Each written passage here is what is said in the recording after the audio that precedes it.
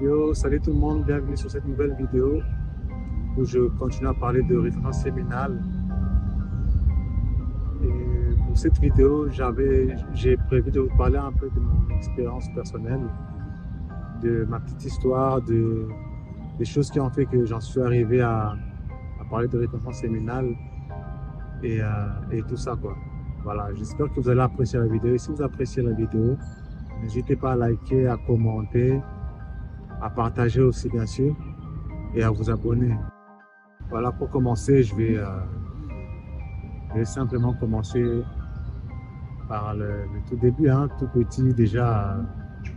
Je pense que tout petit déjà, j'étais quelqu'un d'assez réservé, d'assez timide, d'un enfant très différent, je pourrais le dire. Assez maladif aussi, j'étais asthmatique. Voilà, j'étais un peu le fils à maman, on va dire, hein. J'étais jamais séparé de ma mère, tout le temps avec ma mère à côté.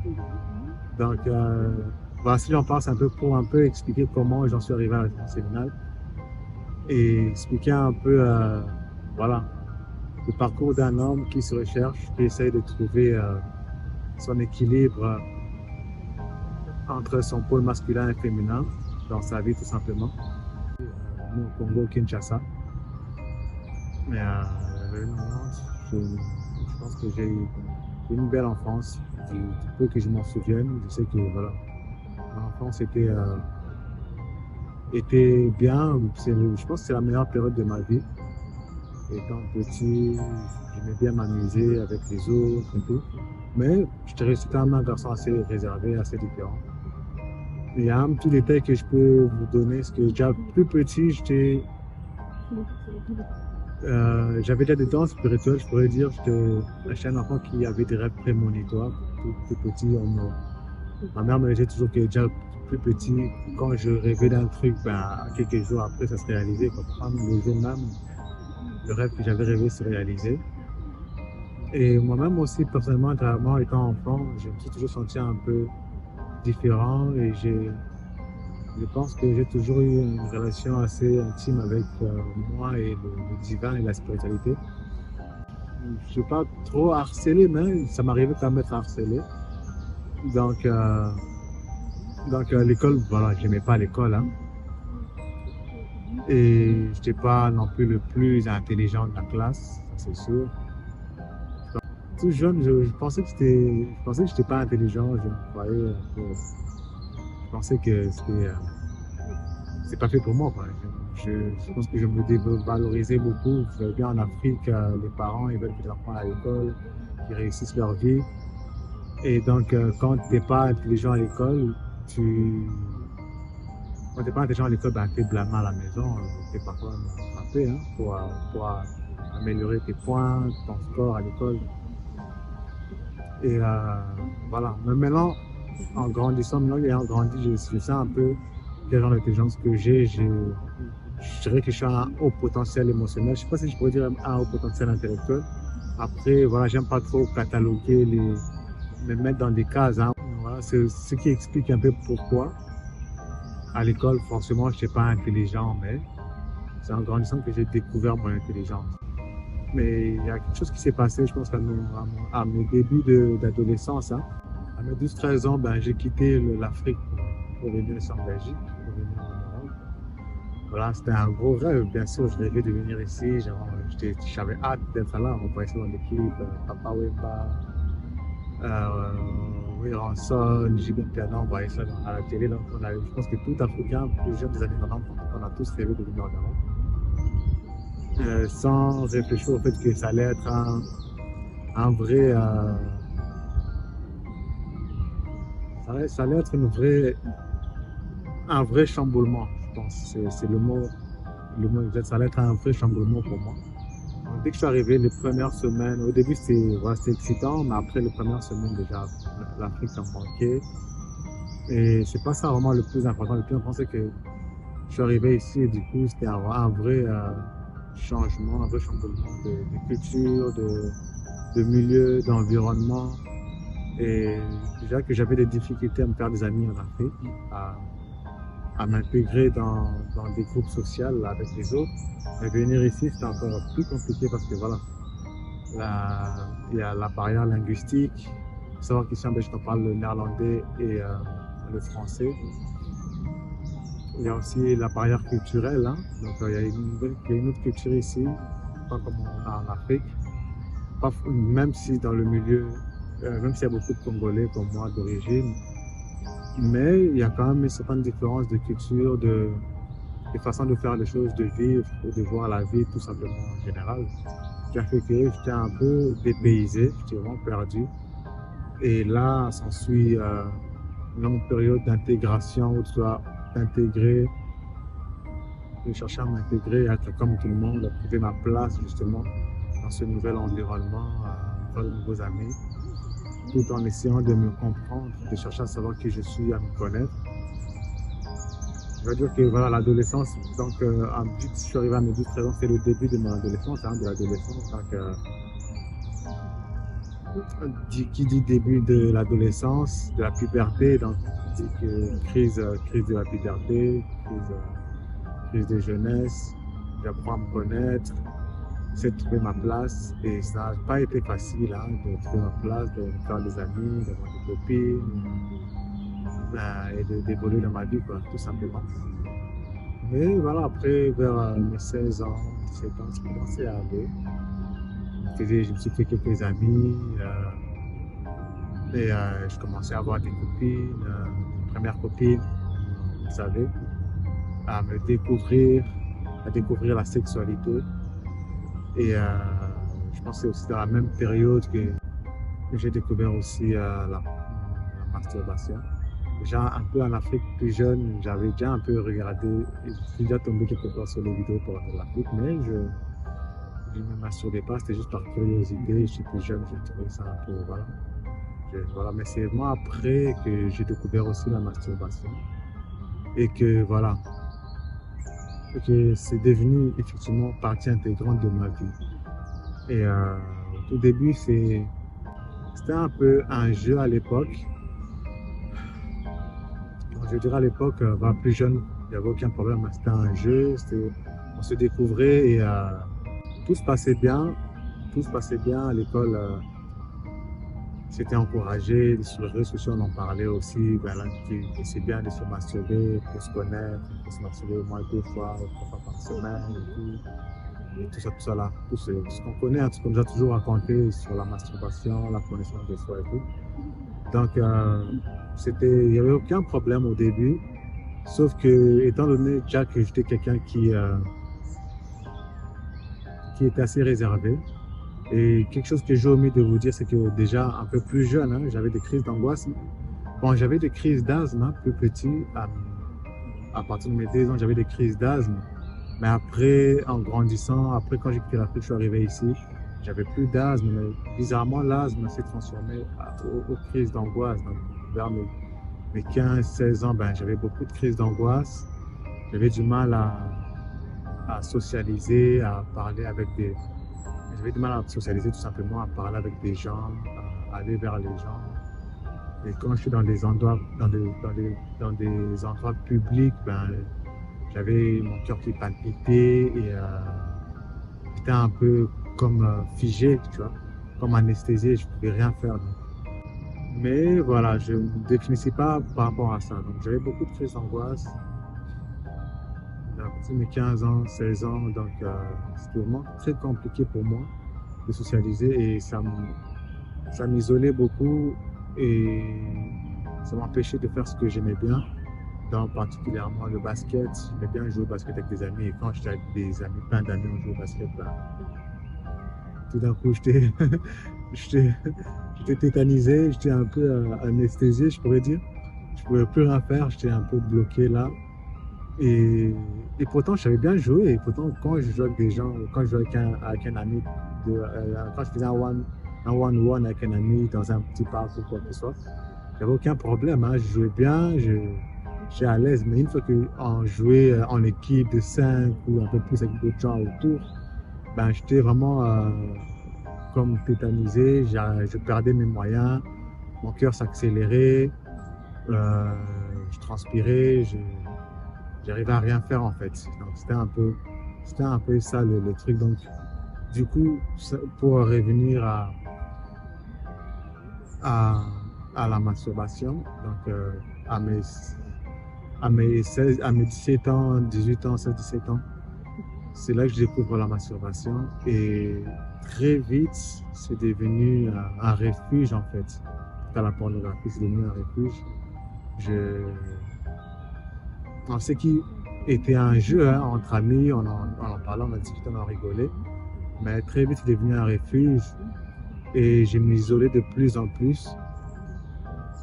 Et du coup, je dois dire clairement, je suis tombé dedans, quoi. Je suis tombé dedans et j'aimais bien faire la musique avec des amis. Ben, j'ai arrêté parce que avec le temps, je dirais même après un an, après 2 ans, comme ça, un an, 2 ans, ben, j'ai commencé à ressentir des effets négatifs de la masturbation sur moi, donc, tout ça. Avec les copines, ben voilà, pourquoi ça m'arrivait de, de tomber en panne, hein, donc d'avoir des pannes d'érection, tout simplement avec des copines. Et je ne comprenais pas. Ça m'est arrivé quelques fois, je ne comprenais pas d'où ça venait. Je me dis, mais c'est quoi ce truc? Comment ça se fait? Mais je n'ai pas du tout fait le lien entre ça et la masturbation, justement. Et petit à petit, jusqu'à mes 20 ans, ben, je pense que vous voyez, hein, j'ai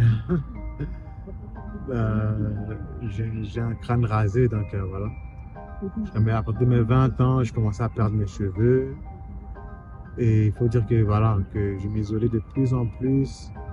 J'avais du mal à être avec les autres. Dans la même période, j'ai découvert l'alcool, la cigarette, la weed aussi. Et, et ben là, ben, je suis rentré dans un cercle vicieux en fait, entre l'alcool, la weed, la cigarette, la masturbation, les filles, ben, les sorties, ben, je m'en sortais plus en fait, je m'en sortais plus, je m'étais un peu perdu, j'avais perdu carrément mon chemin, je m'étais mis à faire des choses qui n'étaient pas dans mon éducation, dans mon éthique personnelle, qui ne ressemblaient pas à qui j'étais en fait, qui ne ressemblaient pas à qui j'étais plus jeune parce que plus petit, j'étais très spirituel.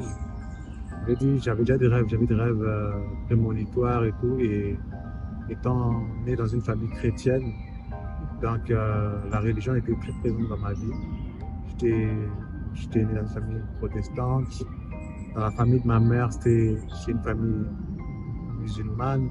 La famille de mon père c'était une famille catholique. Mais eux deux se sont convertis au protestantisme. Donc, j'étais très pratiquant en grandissant. C'est moi jusqu'à mes 15 ans, 16 ans que voilà, j'ai dû arrêter un peu. Je pense que étant ici en Belgique, j'étais un peu perdu. Donc, je trouvais que la vie était injuste. Je trouvais que déjà que j'arrivais pas à trouver ma place dans la vie, je n'arrivais pas à trouver mon chemin, à savoir qui je suis. Hum,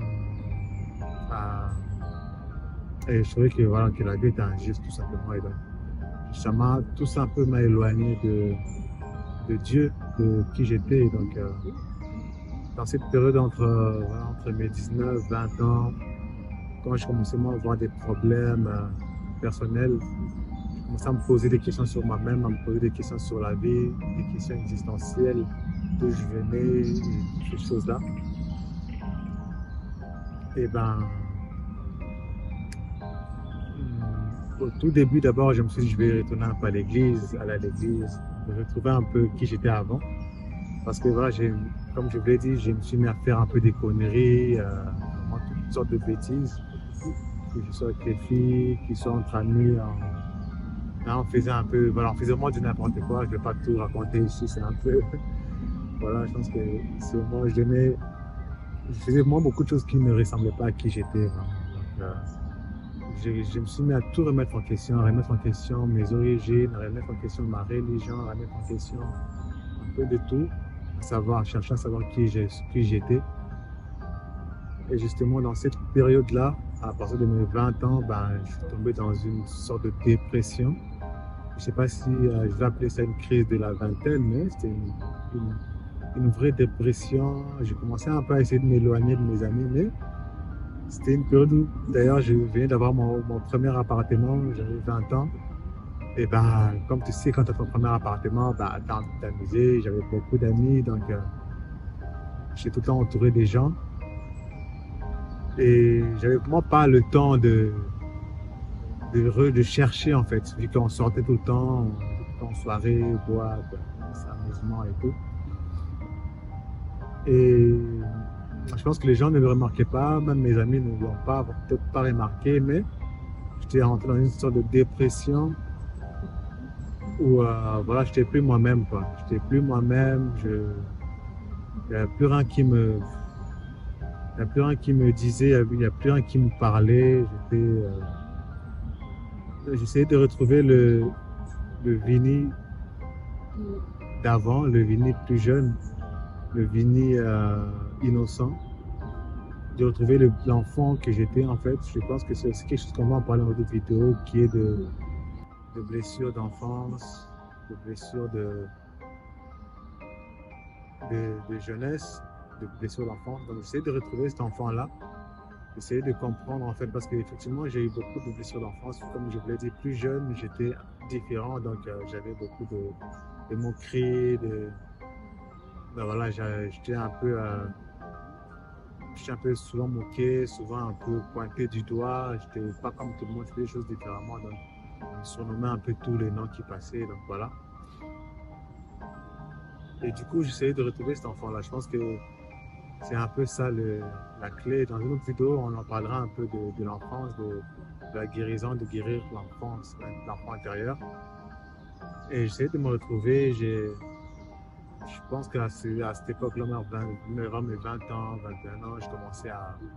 Bizarrement, je me suis mis à regarder des dessins animés, à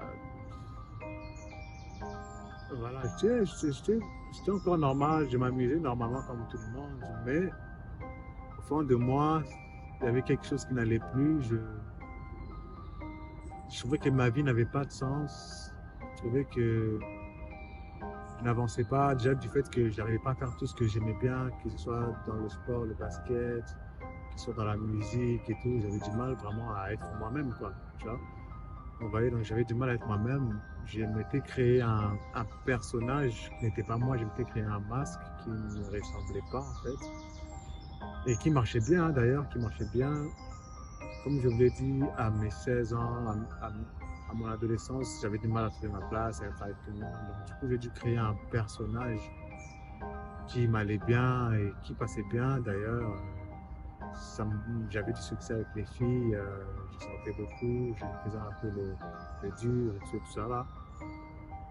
Et justement, à mes 20 ans, quand j'ai fait cette dépression, cette déprime, ben, j'ai tout remis en question et j'ai voulu justement tuer ce personnage pour essayer de retrouver qui je suis, d'être authentique, d'être vraiment moi-même, d'être qui je suis en fait.